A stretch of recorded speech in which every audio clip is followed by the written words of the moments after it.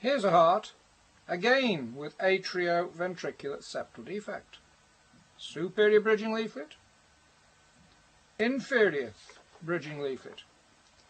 We see the bridging leaflets disappearing across the septum.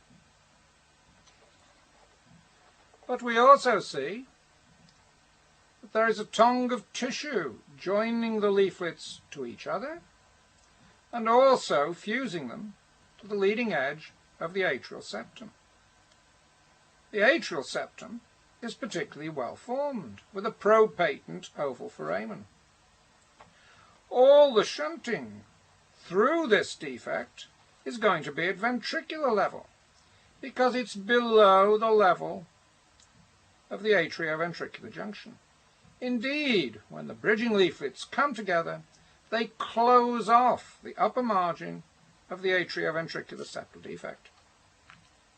So here we have a heart with exclusively ventricular shunting. In other words, a ventricular septal defect.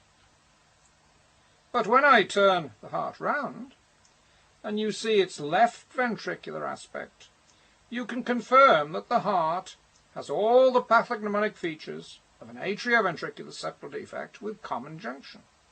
There is inlet-outlet disproportion, scooping of the ventricular septum, unwedging of the aortic outflow tract, and most importantly, a trifoliate configuration to the left atrioventricular valve.